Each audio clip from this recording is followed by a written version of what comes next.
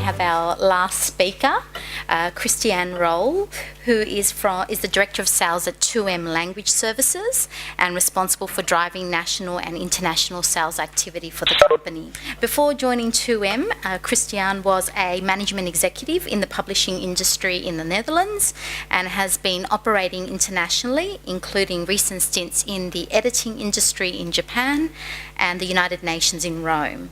She has a degree in translation, linguistics and cultural studies and is fluent in German, English, Spanish and Dutch. I'd now like to welcome you for our last presentation of the day. Hello and welcome everybody. Nydia asked me just to talk a little bit about the new trends in the market and also a little bit about the experiences we had with machine translation. So I'm going to do that. A few words on 2M Language Services. Some people might know the owner of the company. This is Thea Dieterich. She's a lot more colorful than I am. She came to Australia 15 years ago and we studied together German, English, Spanish, and she started the company in the Kimberley actually. That's why we also have translate into Aboriginal languages, which is a USP, because the government, of course, often needs Aboriginal recordings as well. We started with 3 languages, and we are offering now basically all languages. So we are now at 170, and we keep adding new languages because there is a trend towards localizing also into smaller and emerging languages. Our clients in the health space include the Organ and Tissue Authority. We translate for Medibank, for the Department of Health. So we do translate quite a lot in the health environment. And we also translate for the ATO, for Aus8. And we also translate for corporate clients, such as Rio Tinto, for the mining, and for lawyers and financial institutions. Just a few words on trends. The first one I would like to mention is crowdsourcing. That is when clients make use of multiple translators over a platform. The challenge is when you're using crowdsourcing is that your quality control is a little bit of a challenge, and of course adherence to deadlines as well. So what you see that a lot of clients who use multiple translators via a platform, that they still need to use paid translators to do the quality control. The benefit lies in the fast turnaround time, and in some circumstances also qualitatively better input. I have an example on the next slide. But you also need to consider the costs, because you need to set up or invest in a software that connects you with all those translators on the other side. An example would be, for example, a company is called Unpayable. What they do, people use them for user-generated content, for example, Twitter and social media, which of course needs to be translated in real time. And they have crowd translators, and they work from their smartphone and they work from their laptops. So basically, if you go to Unpayable and you say all my Twitter feeds as of today need to be translated into 7 languages, then Unpayable is a company that does that for you. Yeah, they charge, I also just have an indicative, they say it's $0.03 per word. I think that's US dollars. SmartLink, have you heard of that company? It's a US-based company. They got a lot of funding, I think $67 million. Because they have, apart from being a language service provider, they have delivered a platform also to reach multiple translators and do crowdsourcing. They're very successful. Their director of sales also has studied linguistics, is fluent in 7 languages, so that's a good company to read about. And Lego, they have actually crowdsourced their latest product. Apparently it is that there's fans and aficionados of a certain product and they know the products very well. So in that case, Lego used crowdsourcing also to get their product translated. But as I said before, they also used paid qualified translators who did the spot checking on the quality.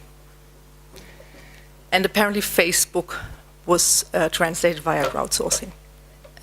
What we also see in translation is the high use of augmented reality, so basically taking virtual reality a little bit further. I have a picture here of an Audi, and there is somebody who holds the mobile in front of the dashboard. The dashboard has a Wi-Fi connection, and it will tell you all about how to change your tire, so there's no user manual anymore. All the information you can get from that app, basically. They don't deliver the guy who actually does change your tire, but for the rest, it does quite it does go quite far, and we do see a lot of requests for video translation.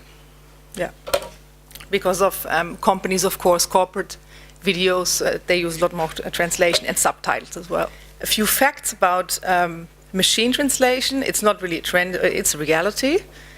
So what is the size of MT orders? While 85% of most LSPs that offer machine translation, it at the moment accounts only for 10% of their turnover. So basically it still is a very small part of a language service provider's turnover. The use in Australia is quite limited. There is the use in Europe is a lot higher than in the US. That can be also because there is a more volume, content is created in more volume, it's simply bigger markets. And there's also a budget restraint to use MT, so actually clients are asking to use MT. And clients also make it distinguish between the quality they would like to have. For example, they say, yeah, I only have internal documentation, for example, so I would like to have that just either raw output or plus post-editing, of course. So it's a little bit different market in Europe compared to Australia. As we've mentioned before, the prerequisite for using MT is not really suitable for creative material. You do have costs to set up, and it depends on your language combination in the industry you're using. And it's also very important that you have translation memory or previously translated texts. The content needs to be rewritten or pre-edited with having MT in mind. Helen, you had a few examples already. Yeah, a lot can be rewritten, of course. What would be a guideline that you don't have long sentences, for example? So in that case, we also have it's hooked up to a machine, but there is a translator in the end who also post-edits. So that's an arrangement we have with them. Yeah, these are two examples of the use in our agency. Other examples, which is of course the big companies like Siemens and SAP and Bosch. And as has mentioned, yeah, the speakers before me, they have a lot of corpora, they already have a lot of terminology, and they use trained engines for years and years for the technical documentation. Also, for example, dynamic websites such as Booking.com and TripAdvisor, you can't do that by hand anymore. That's all being translated by the machines. And then you can have, for example, you can use a company like Unpayable, who then as well is having a look also and can correct also the machine translations. I looked around for examples in health communication, and I couldn't find any, and I also asked European colleagues, but we couldn't find any as such. So unfortunately, no example there. What I did was I had a look at the MHCS website and just had to think, what if that was a real case, and somebody would come to me and say, so what could we do apart from just having a normal translation process? So I looked at the website, and of course the present situation is that your homepage is in English, so you would need a mediator. If people are coming onto your websites, people need a mediator to find the publication in their language, if their English is not so good. And the source texts are PDFs at the moment. I don't think they're tagged with metadata, because sometimes you can tag PDFs as well so that they're findable, but I'm not sure if that was, I couldn't see it from the PDF if that was the case. And of course your content is created across different departments. That's the present situation. I just had a look at, and I asked one of our specialists, for example, what kind of machines would be out there, what could be used. I just had Sovi, it's an American company that actually started with translations of the Bible. A lot of MTs actually has its origin in religious translations. So the special thing is with Sovi that they don't have, it's a smart engine which learns with the input you give it, so it doesn't have corpora. Normally if you use statistical machine translation, you do need to have your corpora, but this one, is very special in that it has, and it's unique also on the market, that is actually it learns while you're feeding it. That means that you, of course, you need to use it multiple times. That's for the web content. You have just normal web content. And the second step would be translating to PDFs. So the PDFs could be sent to them as well. They would be just normally sent as Word documents. They translate it. They run it through the machine as well. They post-edit it, and you would get it back. And in that sense, you are building your TM as well. So basically, everything comes into one machine at Sovi. That would be one possibility. The post-editing can be done with the Sovi editor, but there's also possible to upload content which has been post-edited in Trados or MemoQ, which is, of course, very often used by many translators. And I have the website here for people who are interested, just to hear a little bit about that company.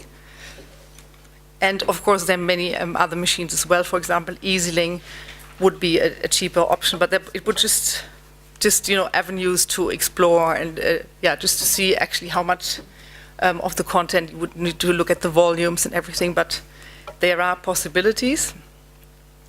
With the cultural references, I heard a few times, if you do pre-edit or if you do rewrite, then of course you need to also involve the cultural references, but still I do believe that they can be written in a way that a machine can translate it well without losing your cultural references. So your considerations for the source text, instead of publishing PDFs, it would be good maybe to consider even a whole different source, maybe having your content in Unicode HTML, because that way it can be easily be found online by cult communities, and it's searchable and much more accessible. I have the link to a document by the Victorian government.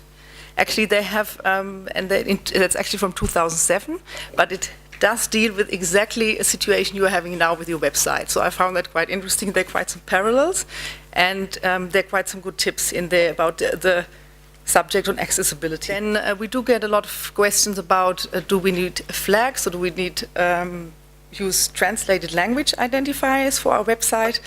In the past years, there's more preference for the language identifiers, because not everybody wants to click on a certain flag for their language. So you would actually have to see what's your volume. Do you have TMA data? And very important, I think even more important than the whole question if we are going through a machine or not, is a workflow consideration. Do you have a centralized CMS, or do you have input from different sources? You need to look at your training of your employees. Vesna, you are just also in that situation. And for example, Symantec, they implemented many new processes alongside MT, and then the whole process does work, but it was an investment on their side to have really a look at all their internal processes, and I do believe that's much more expensive than the pure translation question. MT engines plus post-editing, it's very often done by subscription fee if you're working with a vendor. The price per 100 words differs, of course, per language, but it's about 20% of traditional translation. Price for post-editing is about 50% of the usual translation rate. That also depends on the translator. We heard here some people, they wouldn't reduce it, so I guess it also depends on your negotiation. Your return on investment is usually 3 to 5 years if you are embarking on that process, because the first year there will be no cost cuttings for a company. Only in year 2 you will see savings, and the savings in year 2 and 3 will also depend on how you actually want to change your workflow in order to make more use of automated processes. The time savings, post-editors report that 2 to 3 times of the typical daily output for non-MT translation. So it does go faster. Well, thank you very much.